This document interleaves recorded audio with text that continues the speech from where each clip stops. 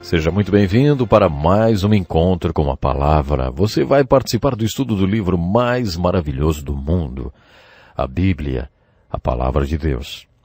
Finalizamos o estudo do Velho Testamento e já começamos o do Novo Testamento. Os primeiros livros do Novo Testamento são Mateus, Marcos, Lucas e João. Esses 4 livros são chamados Evangelhos, porque anunciam as boas novas de Jesus Cristo. Toda a Bíblia fala sobre Jesus, portanto, os Evangelhos são o coração da Bíblia. Para iniciar o estudo do Novo Testamento, faremos uma introdução aos Evangelhos de Mateus, Marcos, Lucas e João. Primeiro, observe que os 4 Evangelhos falam sobre Jesus Cristo, apesar de certos episódios terem sido mais interessantes para uns do que para outros. Tenho certeza que se você estiver interessado num grande homem, vai querer ler tudo sobre ele, não? Você não acharia estranho se não fosse mencionada a data do seu nascimento, nem os seus primeiros 30 anos de vida?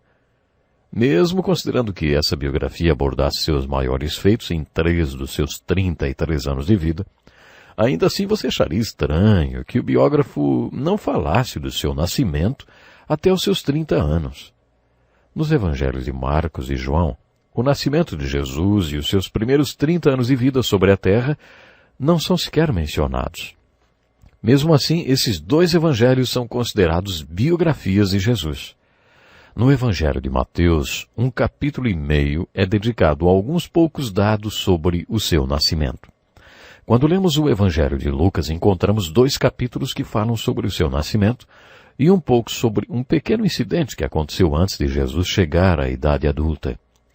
Somados, os capítulos de Mateus, Marcos, Lucas e João totalizam 89 capítulos, sendo que 4 cobrem o seu nascimento e o período anterior aos seus 30 anos de idade.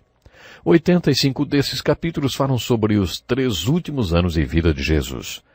Destes 89 capítulos, 27 falam sobre a última semana da vida de Jesus.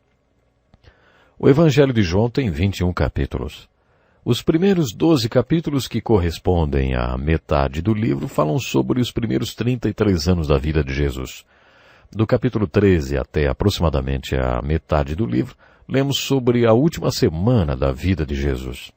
Isso significa que quando João escreveu sobre Jesus, dedicou metade do seu livro aos últimos 3 anos da vida dele, sem se preocupar em falar do período que vai dos 30 anos de Jesus.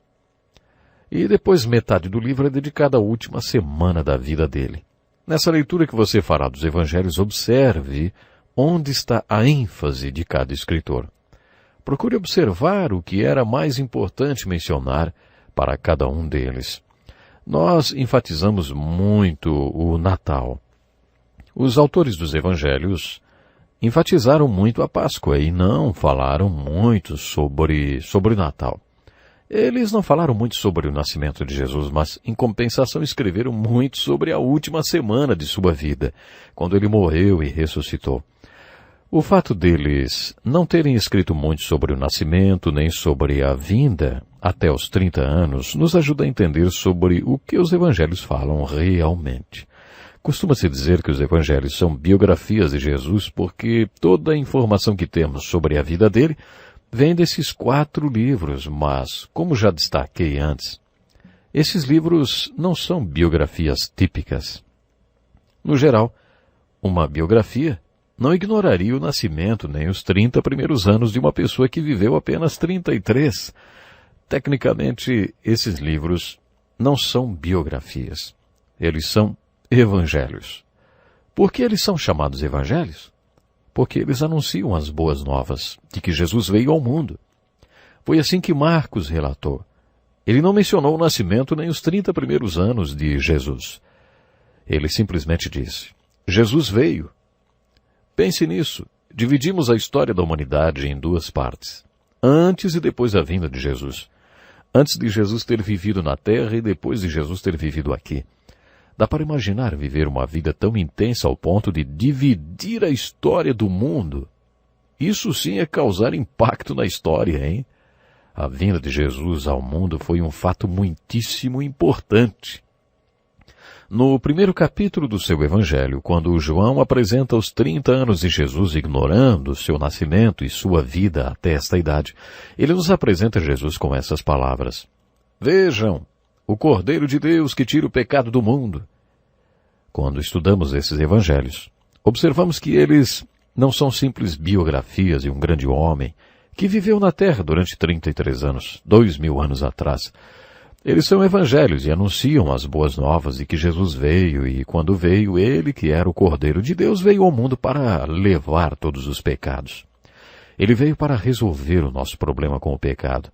De acordo com os evangelhos, é por isso que a vinda de Jesus ao mundo é tão importante. Agora que estamos iniciando o estudo do Novo Testamento com os 4 evangelhos, tentarei enfatizar o que esses autores das Escrituras enfatizaram. Procure observar nos evangelhos o que chamamos de as crises de Cristo. Eu me refiro ao seu nascimento, batismo, tentação, transfiguração e, principalmente, a sua morte, ressurreição e ascensão. Consideramos que dessas crises na vida de Cristo as mais importantes são sua morte e ressurreição. Assim como no Evangelho de João, os outros evangelhos usam metade dos seus conteúdos descrevendo a morte e ressurreição de Jesus. A última semana da vida de Jesus é demasiadamente importante para os autores dos evangelhos, porque foi a semana em que Jesus se tornou Cordeiro de Deus e solucionou o problema do pecado no mundo, morrendo na cruz. Lendo os evangelhos mais atentamente, descobrimos que Jesus foi um homem com uma missão. Ele sabia muito bem qual era a sua missão. Lendo os evangelhos, ouvimos Jesus contar por que veio ao mundo, qual era o seu propósito e qual era a sua missão. Descobrimos também que ele não tinha nenhuma dúvida a respeito de qual seria ela. Por exemplo, lendo o evangelho de João, descobriremos que Jesus foi um homem determinado. Vemos isso expresso no capítulo 9, versículo 4. Enquanto é dia, precisamos realizar a obra daquele que me enviou. A noite se aproxima, quando ninguém pode trabalhar. Jesus tinha conversado com uma mulher junto ao poço de Samaria que experimentara o novo nascimento.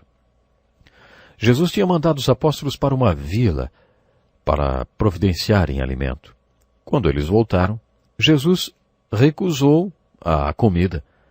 Aparentemente ele só queria ficar sozinho para ter aquela conversa com aquela mulher. Quando Jesus recusou o alimento que os apóstolos lhe ofereceram, ele disse: A minha comida é fazer a vontade daquele que me enviou e concluir a sua obra. No capítulo 5 de João, Jesus está debatendo com os líderes religiosos e diz: A própria obra que o Pai me deu para concluir e que estou realizando testemunha que o Pai me enviou. Depois, ainda no Evangelho de João, no capítulo 17, versículo 4, no final dos seus 3 anos de ministério, quando Jesus foi para o jardim do Getsemane e, enquanto orava, ele suou gotas de sangue. Suas palavras foram as seguintes: Eu te glorifiquei na terra, completando a obra que me deste para fazer. Que declaração profunda essa, não? Jesus teve uma vida exemplar e nos mostrou como viver. Ele nos mostrou qual é o propósito da existência humana. Vocês já ouviram o credo de várias igrejas cristãs que dizem: o principal propósito do homem é glorificar a Deus e usufruir para sempre da sua presença. Nós fomos feitos para glorificar a Deus. O que isso significa e como fazemos isso? No final da sua existência irrepreensível, Jesus disse: Eu te glorifiquei na terra, completando a obra que me deste para fazer. Quando Jesus morreu na cruz, suas últimas palavras foram: Está consumado. E depois acrescentou: Pai, nas tuas mãos entrego meu espírito. Anos atrás, o missionário foi martirizado no Equador junto com 4 de seus amigos. Seu nome era Jim Elliot. Ele tinha formação universitária, teria uma bela carreira, e ouviu de várias pessoas que não deveria ser um missionário porque ele era muito inteligente, muito bem preparado profissionalmente. Realmente ele era um jovem brilhante. Ele e seus 4 amigos foram atacados pelos índios Auca que esquartejaram seus corpos. Um destacamento militar foi enviado com o propósito de encontrá-los.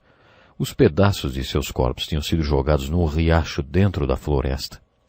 Quando o corpo de Jim foi encontrado, grande parte já tinha sido devorada pelos peixes. O destacamento de busca também encontrou o diário de Jim Elliot. Nesse diário, manchado pela água, havia as seguintes palavras: quando se cumprir o propósito e o plano de Deus para a hora da sua morte, vigie, para que a única coisa que reste para você fazer seja mesmo morrer. Será que você entende o significado das palavras de Jim Elliot? Jesus viveu uma vida perfeita, e durante toda a sua vida ele teve essa determinação em fazer a obra que o Pai queria que ele fizesse. Dia após dia ele dizia: tenho que realizar a obra de quem me enviou, porque a noite vai chegar, quando ninguém mais poderá trabalhar. Quando Jesus estava no final de sua vida aqui, ele disse: eu te glorifiquei na terra, completando a obra que me deste para fazer.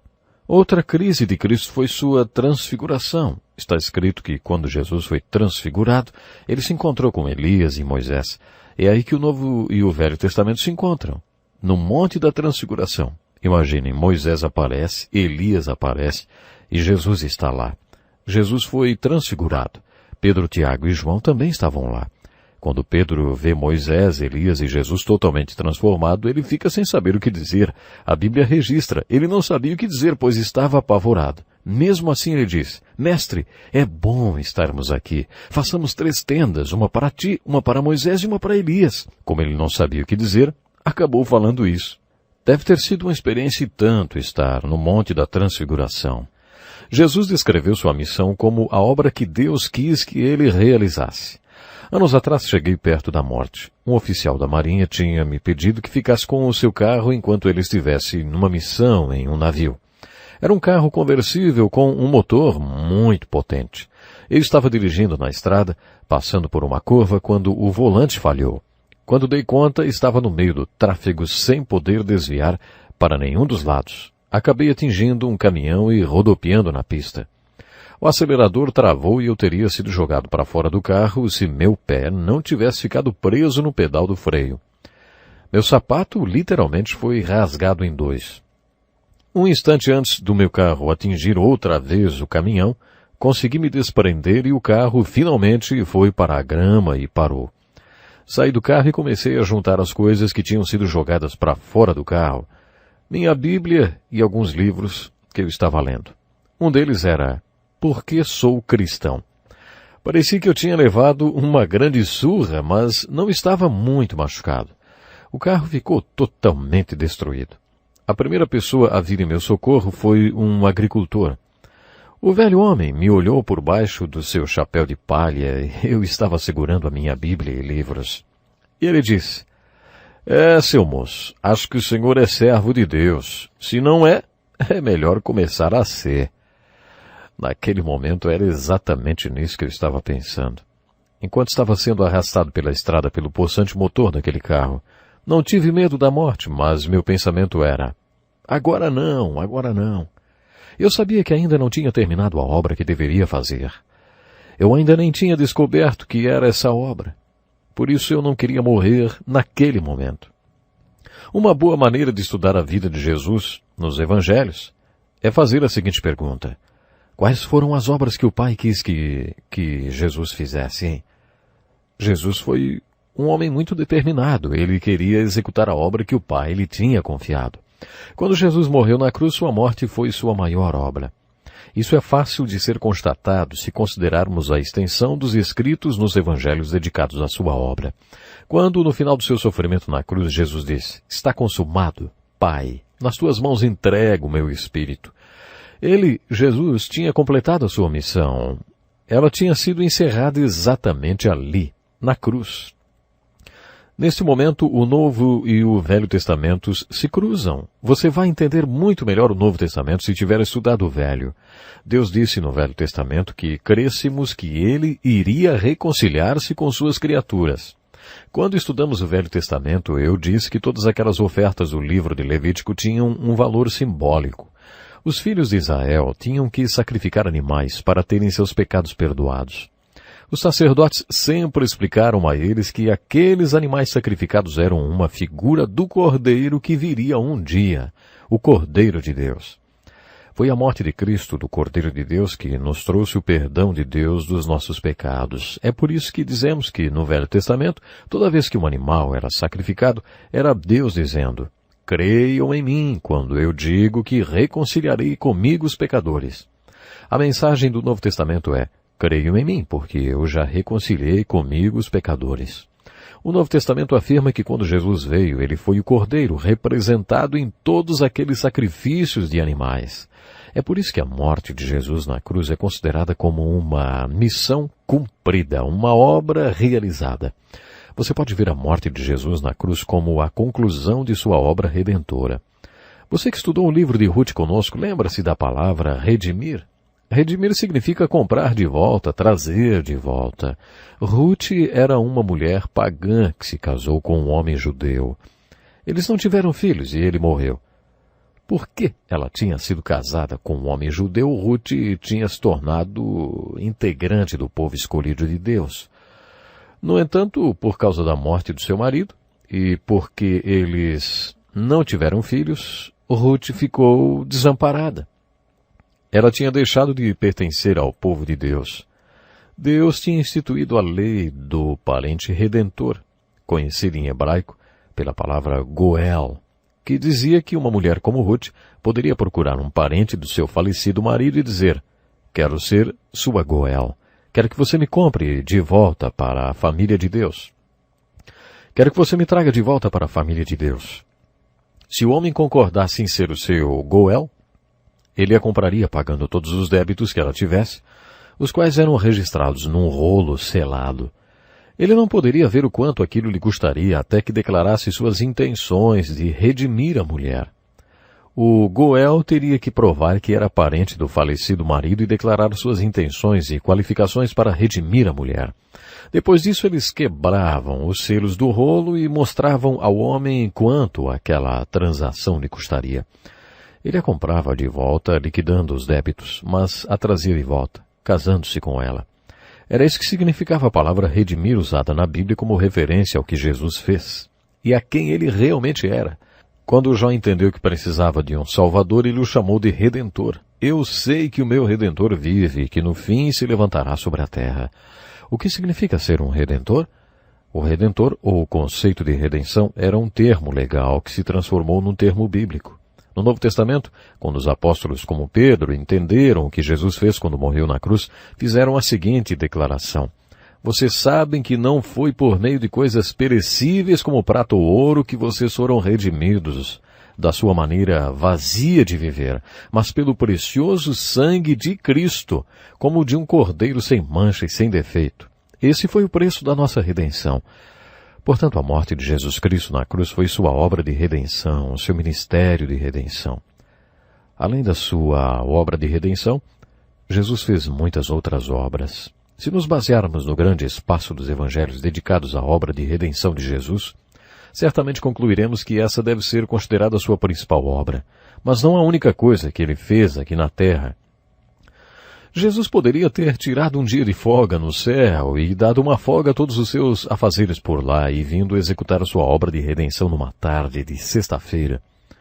No entanto, Jesus viveu aqui na terra durante 33 anos. Você sabe o que mais ele fez? Ele principalmente nos mostrou como viver. E isso ele não poderia ter feito apenas numa tarde. Jesus afirmou no Evangelho de João: eu sou o caminho, a verdade e a vida. Ninguém vem ao Pai a não ser por mim.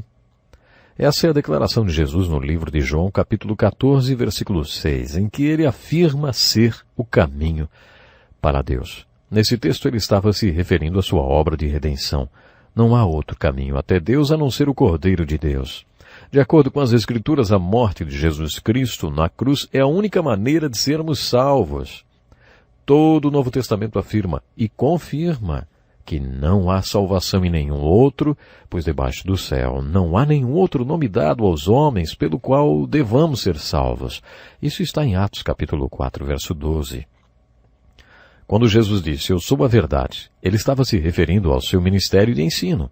Quando Jesus disse, eu sou a vida, ele estava se referindo ao seu ministério de milagres. Observe que Jesus não disse, Eu vim para falar e para mostrar para vocês a verdade e a vida. Não, Jesus disse, eu sou o caminho, eu sou a verdade, eu sou a vida.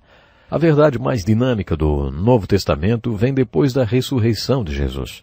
Quando você iniciar a leitura do livro de Atos e as epístolas do Novo Testamento, verá que a verdade mais dinâmica que aparece é: Jesus Cristo está vivo e bem no planeta Terra.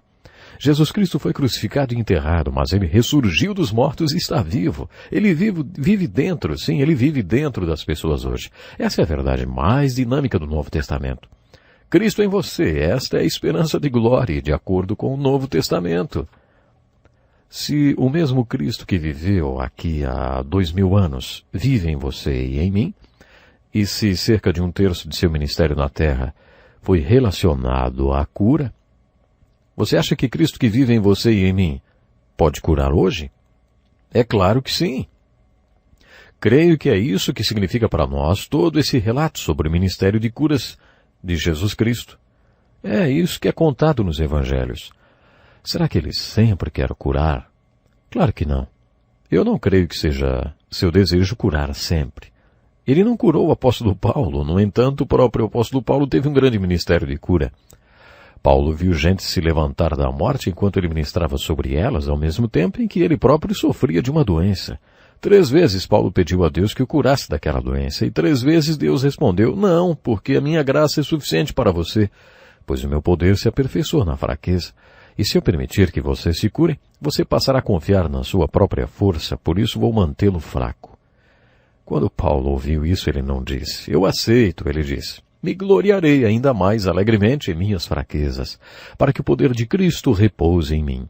Por isso, por amor de Cristo, regozijo-me nas fraquezas, nos insultos, nas necessidades, nas perseguições, nas angústias.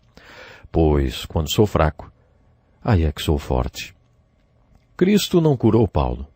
Há muitas pessoas, como eu mesmo, que ele não cura. Quando ouvimos pelo rádio ou vemos pela televisão pessoas orando e impondo suas mãos algumas vezes, alguns são curados. Mas quantos? Eu não sei. Talvez você diga, pode ser que todos aqueles sejam curados. Pode ser, mas será que realmente são?